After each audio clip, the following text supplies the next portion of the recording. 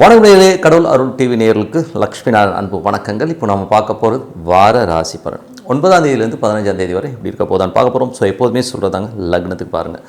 ராசிக்கு பார்ப்பதை விட லக்னத்துக்கு பார்க்குறது ரொம்ப பர்ஃபெக்டாக இருக்கும். உதாரணமாக ஒரு மகர லக்னம் விருச்சிக ராசினா நீங்கள் விருச்சிக ராசிக்கான பலன்களை பார்க்கறத விட மகர ராசிக்கான பலன்களை பார்க்கும்போது ரொம்ப பர்ஃபெக்டாக இருக்கும். முதல்ல வர்றது பொது பலன்கள், அதுக்கப்புறம் தசா புக்தி பலன்கள்.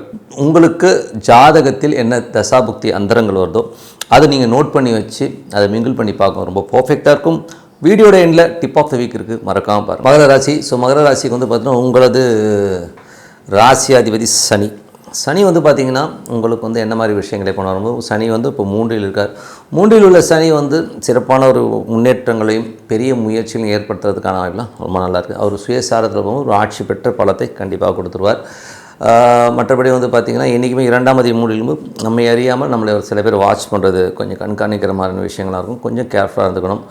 அதுக்கப்புறம் பார்க்கும்போது உங்களுடைய 3ஆம் அதிபதி வந்து 6ல் இருக்கும்போது வேலையை நிறைய பிரயாணம் பண்ணுற சூழ்நிலை கண்டிப்பாக ஏற்படுத்தும். 4-11ஆம் அதிபதியான செவ்வாய் வந்து உச்சமாக உங்களது ராசியிலே இருக்கும்போது வீடு சொத்துக்கள் அமைவதற்கான புதிய வண்டி வாகனங்கள் வாங்குறதுக்கான வாய்ப்பு எல்லாமே ரொம்ப நல்லா இருக்குது. அதே நேரத்தில் வந்து பார்த்திங்கன்னா கொஞ்சம் இந்த ஸ்ட்ரெஸ்ஸஸ்ங்கிற ஒரு விஷயம் இருக்கும். ஏன்னா 8ஆம் அதிபதியோட போகும்போது சில நேரம் கோபதாபங்கள் அதிகமாக இருக்கும். அதை மட்டும் கொஞ்சம் அவாய்ட் பண்ணிக்கிட்டிங்கன்னா போதும். அதுக்கப்புறம் பார்க்கும்போது உங்களோட 5 மற்றும் 10ஆம் அதிபதி சுக்கிரன் 2ல் இருக்கும்போது ஆன்மீக சுற்றுலா, ஆன்மீகம் சம்பந்தமான விஷயங்கள், தொழில் ரீதியான விஷயங்களில் நல்ல வருமானங்கள் வர்றதுக்கான வாய்ப்பு எல்லாமே ரொம்ப நல்லா இருக்குது. அதுக்கப்புறம் 6 மற்றும் 9ஆம் அதிபதியான புதன் வந்து 2ல் இருக்கும்போது உங்களுடைய வேலை விஷயங்களில் வந்து நல்ல முன்னேற்றங்கள், அடுத்த கட்டத்துக்கு போகிறதுக்கான வாய்ப்பு எல்லாமே ரொம்ப நல்லா இருக்குங்க. அதே நேரத்தில் வந்து தந்தை சார்ந்த உறவுகளால் வந்து கொஞ்சம் அவங்க அப்பாட்ட வாக்குவாதங்களோ இல்லை அப்பாவுடைய உடல்நலம் சம்பந்தமான விஷயம் கொஞ்சம் கேர்ஃபுல்லாக இருந்தது ரொம்ப ரொம்ப நல்லது. 7ஆம் அதிபதியான சந்திரன் வந்து சிறப்பான மாற்றங்கள், தொழில் ரீதியான விஷயம், நல்ல ஏற்றங்கள், நல்ல லாபங்களை கொடுக்கறதுக்கான வாய்ப்பு ரொம்ப நல்லாயிருக்கு.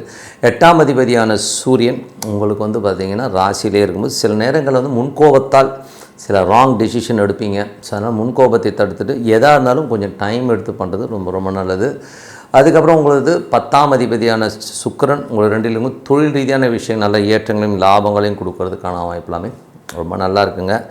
அதுக்கப்புறம் உங்களுக்கு 12 மற்றும் 3ஆம் அதிபதியான குரு உங்களுக்கு வந்து 6ல் வக்கரமாக இருக்கும்போது வேலை விஷயங்கள், கடன் சம்மந்தமான விஷயம் கொஞ்சம் டிலேடாக நடக்கிற மாதிரி விஷயம், வேலை வந்து வேகமாக முடியல, ஏதாச்சும் டக்குன்னு முடியலைங்கிற ஒரு எண்ணங்களை கண்டிப்பாக ஏற்படுத்துங்க. கொஞ்சம் ஸ்லோ ப்ராசஸிங்காக இருக்கும், மற்றபடி ரிசல்ட் இருக்கும், பட் ஸ்லோவாக இருக்கிறது தான் ஃபீலை கொடுக்கும் அப்படிங்கிறத உண்மையான விஷயம். ஸோ இதுவரை பார்த்து பொது பலன்கள். இப்போ பார்க்கும்போது தசாபுக்தி பலன்கள்.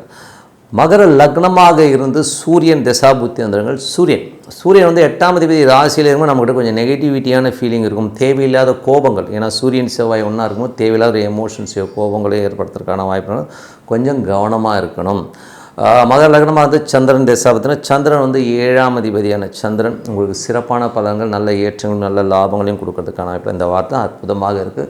வியாபார ரீதியான விஷயங்களும் நல்ல மாற்றங்களை கண்டிப்பாக கொடுத்துரும். மகர லக்னமாக இருந்து செவ்வாய் தசாபத்தியும் செவ்வாய் 4-11ஆம் அதிபதியான செவ்வாய் ராசியிலே இருக்கும்பொழுது அற்புதமான பலன்கள், புதிய சொத்துக்கள், வண்டி வாகனங்கள்லாம் ஏற்படுத்துறதுக்கான வாய்ப்புலாம் ரொம்ப நல்லாயிருக்கு. அதே நேரத்தில் உங்களுக்கு வந்து சூரியன் செவ்வாய் ஒன்றா இருக்கும்போது தேவையில்லாத கோபதாபங்களை ஏற்படுத்தும். அதை மட்டும் கொஞ்சம் எமோஷன்ஸை கண்ட்ரோல் பண்ணிட்டீங்கனாலே ரொம்ப அற்புதம் தான். மகர லக்னமாக இருந்து ராகு தசாபதி, ராகு வந்து 2ல் போகும்போது அது வந்து கொஞ்சம் எமோஷனான பேச்சுக்கள், எமோஷனை யாராச்சும் எடுத்தறிஞ்சு பேசுகிறது எல்லாமே கொஞ்சம் அவாய்ட் பண்ணுங்க. அதுவும் குடும்பத்தில் வந்து சலசலப்புகளை ஏற்படுத்தும். அதனால் அதை மட்டும் கொஞ்சம் கண்ட்ரோல் பண்ணிக்கிட்டிங்கன்னா போதும். மகர லக்னமாக இருந்து குரு தசாபுத்தி அந்தரங்கள். குரு வந்து உங்களுக்கு 3-12ஆம் அதிபதி 6ல் இருக்கும். வேலை விஷயமாக நிறைய பிரயாணங்கள் நல்ல லாபங்கள் வர்றதுக்கான இதெல்லாம் ரொம்ப நல்லாயிருக்கு. மகர லக்னமாக இருந்து சனி தசாபுத்தி அந்தரங்கள். சனி வந்து பார்த்திங்கன்னா உங்களுக்கு வந்து என்ன மாதிரி விஷயங்களை கொடுக்கும் அப்படின்னும் போது, சனி இதுவரை வந்து பார்த்திங்கன்னா உங்களுக்கு வந்து 2 மற்றும் லக்னாதிபதியாக இருந்து அவர் 3ல் இருக்கும்போது என்றைக்குமே 2ஆம் அதிபதி 3ல் இருக்கும் சந்தேகங்களை ஏற்படுத்தும். மற்றவங்க நம்மளை வாட்ச் பண்ணுவாங்க, அதெல்லாம் வந்து கொஞ்சம் நம்ம அலர்ட்டாக இருக்கிறது ரொம்ப ரொம்ப நல்லது. மகர லக்னமாக வந்து புதன் தசாபுத்தி அந்தரங்கள். புதன் வந்து பார்த்திங்கன்னா 6-9ஆம் அதிபதி 2ல் இருக்கும்போது வேலையில் நல்ல ஏற்றங்கள், நல்ல லாபங்கள் வர்றதுக்கான வாய்ப்புலாம் இருக்குது. அப்பாவுடைய உடல்நலம் சம்மந்தமான விஷயங்களை கொஞ்சம் கேர்ஃபுல்லாக இருக்கணும். மகர லக்னமாக வந்து கேது தசாபதியும் கேது 8ல் இருக்கும்போது சட்ட ரீதியான விஷயங்கள், பெண்கள் விஷயங்கள், ஆண்களோ இல்லை நீங்களே பெண்களாக இருந்தாலும் கொஞ்சம் அலர்ட்டாக இருந்துக்கணும். தேவையில்லாத தலைவலியோ லீகல் சம்மந்தமான விஷயங்களுக்கு வந்து நமக்கு ஒரு ஸ்ட்ரெஸ் வரும். அதனால் கொஞ்சம் கேர்ஃபுல்லாக இருந்துக்கிறது ரொம்ப ரொம்ப நல்லது. மகர லக்னமாக வந்து சுக்கிர தசாபுத்தி அந்தரங்கள் சுக்கிரன் 5 10ஆம் அதிபதியான சுக்கிரன் 2இல் இருக்கும்பொழுது தொழில் ரீதியான விஷயங்கள் நல்ல ஏற்றங்களையும் நல்ல லாபங்களையும் கொடுக்கறதுக்கான இப்பலாம் ரொம்ப சிறப்பாக இருக்குது. ஸோ மற்றபடி என்னை பொறுத்தவரை ஒரு நல்ல ஒரு பிரார்த்தனை அமைதியாக ஒரு இடத்துல உட்காந்து ஒரு பிரார்த்தனை பண்ணும்போது கண்டிப்பாக நம்ம அடுத்த லெவல் போகிறதுக்கான இப்பலாம் ரொம்ப சிறப்பாக இருக்குது. Tip of the week. So tip of the வீக்கில் நம்ம பார்க்க போகிறது ரொம்ப யூஸ்ஃபுல்லான ஒரு விஷயம் விஷ்ணுபதி புண்ணியகாலம். ஸோ இந்த விஷ்ணுபதி புண்ணியகாலங்கிறது வந்து ரொம்ப முக்கியமான ஒரு விஷயம். அது வந்து பார்த்திங்கன்னா சூரியன் அந்த ஸ்திர ராசின்னு சொல்லுவோம், இந்த ஸ்திர ராசிக்குள்ளே நுழையிற அந்த காலகட்டம். ஸோ அந்த காலகட்டத்தில் என்ன மாதிரி விஷயங்கள்லாம் நடக்கணும் போது பொருளாதாரத்தில் ரொம்ப கஷ்டப்பட்டுட்ருக்கவங்க, எனக்கு பணமே இல்லை, நாளைக்கு என்ன பண்ணுவேன், எனக்கு பொருளாதார வளர்ச்சி வேணும் அப்படிங்கிறவங்களுக்கு வந்து ரொம்ப சூப்பரான நாளுங்க. ஸோ அந்த விஷ்ணுபதி புண்ணியகாலம் இது வந்து இன்னொரு பாஷையில் சொல்லணும், இது டெஸ்டடு. ஓகேங்களா? இதில் வந்து நீங்கள் பண்ணி பாருங்கள், அதோடைய பலன்கள் வந்து வேறு லெவலில் இருக்குங்க. பணமே இல்லாதவர்கள் எத்தனையோ பேர் வந்து விஷ்ணுபதி புண்ணிய காலத்தில் வந்து அந்த வழிபாடு செஞ்சு நல்ல ஒரு பொருளாதார முன்னேற்றம், ஒரு 4 விஷ்ணுபதி புண்ணிய காலத்தில் பார்த்திங்கன்னா உங்கள் லைஃபே மாறி இருக்குன்னு தான் சொல்லணும். ஸோ அந்த அளவுக்கு வந்து ஒரு சக்தி வாய்ந்த நாளாக அந்த விஷ்ணுபதி புண்ணிய காலம் திகழுதுங்க. ஸோ அப்போது என்ன மாதிரி விஷயங்கள் என்றைக்கு வருது அப்படிங்கிறத பார்ப்போம். ஸோ என்னை பொறுத்தவரை வந்து இந்த February மாதம் 13ஆம் தேதி, நம்ம லவர்ஸ் டே February 14th, அதுக்கு முன்னாடி நாள் February 13ஆம் தேதி அன்றைக்கி காலைல 6 மணி கோயில் திறப்பாங்க. இந்த 6 மணியிலேருந்து காலை 10:30 மணிக்குள் அந்த விஷ்ணுபதி புண்ணிய காலங்கிற ஒரு காலம் இருக்குங்க. ஸோ அப்போ நம்ம என்ன மாதிரி விஷயங்கள் பண்ணணும்? இறைவனை மனதார வாழ்த்தி உள்ளுக்குள்ளே பிரார்த்தனைக்கு ஓம் நமோ நாராயணன் இறைவனை மட்டும் நினச்சிக்கிட்டு 27 பூ வச்சுக்கோங்க கையில். சரிங்களா? ஒரு சுத்துக்கு ஒரு பூ. ஏன்னா கவுண்டிங் மறந்துடுவீங்க, நம்ம கவுண்ட் பண்ண முடியாது. அதனால் 27 பூக்களை ஒரு கவரில் போட்டுக்கிட்டு 27 சுத்துக்கள் ஓம் நமோ நாராயணா ஓம் நமோ நாராயணன் விஷ்ணுபதி புண்ணிய காலகட்டத்தில் பெருமாள் கோயில்களை 27 முறை நீங்கள் இந்த காலகட்டத்தில், அதாவது February 13ஆம் தேதி காலை 6 மணிலேருந்து 10:30 மணிக்குள்ளாக இந்த வழிபாடு பண்ணுங்கள். 27 முறை சுற்றணும். அந்த கவுண்டிங்க்கு பூ வச்சுக்கோங்க, அது சுற்றுங்க.